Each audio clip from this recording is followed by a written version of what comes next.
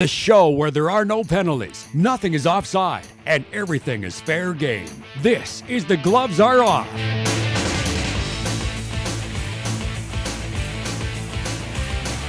Hello and welcome to another edition of the Gloves Are Off. I'm Moses Wold. We've got a great show for you. Of course, with the Stanley Cup coming around the corner, last games of the NBA season coming down. Of course, with the final with OKC and the New Orleans Pelicans. We'll get to that in a second. I want to get to these two fine gentlemen first. Andrew Brethauer, haven't seen you in 2 weeks. How's it going? I'm back. Relaxed, rested, and calm. Hopefully your Penguins will be doing the same. Give me 2 days, then we'll... We'll see what happens in game one of that series. Well, awesome to have you back. Glad to see that you have a glow with you. So you're ready to bring it in this next half hour. Thank you. All right, we're pleased to be joined by this man right now. Of course, you've helped us out here at Newcap Sports for the last couple months. Pleased to be joined by Aaron Bordado. How you doing, my man? Good. Thanks for having me, man. I appreciate it. Excellent. And you're also a basketball fan, so you'll enjoy some of the questions there, as well as a hockey fan. Although, my condolences as an Oiler fan. Thank you. It's another tough year in the books. Exactly, as much as the Oiler fans. Another year of next year. Next year will be. But the good news is there's still playoffs. And it's exciting across the board, especially with the new format they add for the second year. You're starting to see a lot more rivalries. Winnipeg's in it. 5 Canadian teams, as a matter of fact. Calgary is also in the mix. You look at Vancouver, Ottawa, Montreal. Some great all-Canadian matchups. But I want to get to you guys and ask first, and we'll start with you, Aaron. Who is your favorite, not just the Canadian teams, but just in general from the Stanley Cup playoffs, and perhaps even a dark horse that might surprise us this Stanley Cup playoffs? Well, for me, I think it's the year of the Anaheim Ducks. I just think that, with the addition of Ryan Kesler to kind of the second line, the thing that's plagued the Ducks usually is that they were kind of always a one-line kind of duo with Getzlaf, Perry providing all your scoring. But I really think about the addition of Ryan Kesler and guys like Jakob Silfverberg. They're going to get that depth. And as long as Frederik Andersen can kind of hold down the fort, and because you need hot goaltending in the playoffs, it is essential to make a run. So I think if he can hold down the fort and, Getzlaf and Perry do their thing, they'll take control of it. But for a dark horse, I'm feeling the Minnesota Wild this year, mostly because I think that, St. Louis Blues is a matchup, first-round matchup. I don't really believe in the Blues a lot as kind of a playoff contender. I don't think that that's when they're going to pick it up. And especially last year, you saw what the Minnesota Wild did against the Avs. Took it in 7 games. In overtime, they're a little proven. And Devin Dubnyk, who doesn't like the Dubs right now, man? As a former Oiler guy, you're right. It's awesome to see him play this great. And hot goaltending is the number one thing in the playoffs that you need. I'm going the opposite. I believe in St. Louis. I believe them so much. I picked them to win the Stanley Cup. I think they have everything that you need in a team. They have their perfect defense. That's what you need, a shutdown defenseman. They have good goaltending. They're not the names. Brian Elliott and Jake Allen are not names that we want to throw out there, but they're great goaltenders. Their stats don't lie.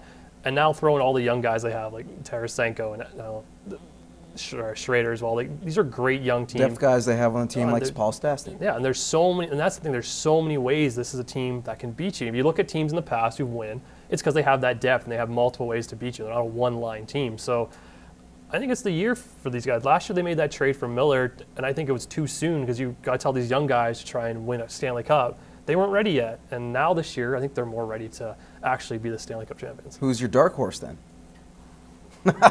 You really? I'm going with my Penguins. Reason being? My reason, okay, first off, when are you ever going to get Sidney Crosby and Evgeny Malkin as a dark horse? And that's what I believe. Now, the Penguins' defense is very decimate right now. I don't even know if you want to call them a defense. They're maybe a sieve.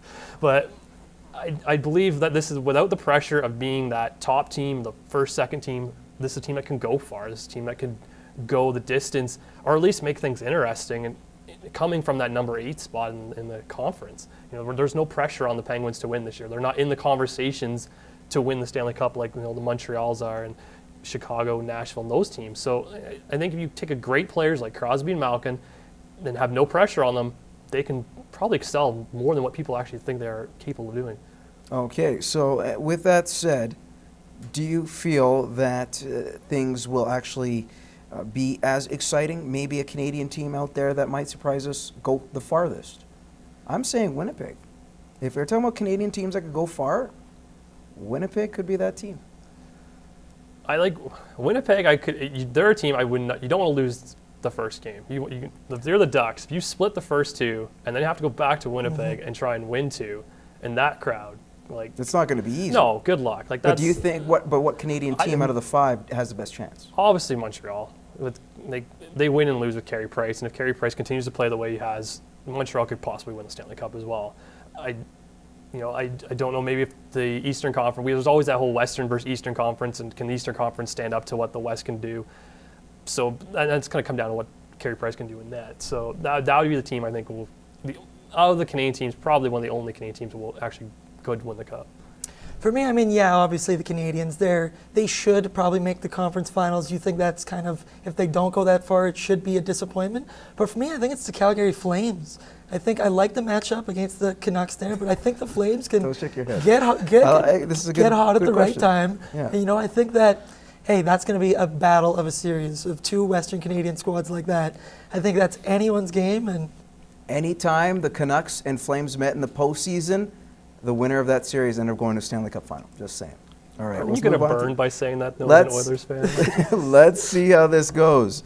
That's the only Alberta team that's good right now. Let's go to this. How only got about the one. Leafs? Toronto Maple Leafs, Brendan Shanahan cleaned house, got rid of all the coaching staff, got rid of GM Dave Nonis, wants to start from scratch. He says that there'll be more changes to come.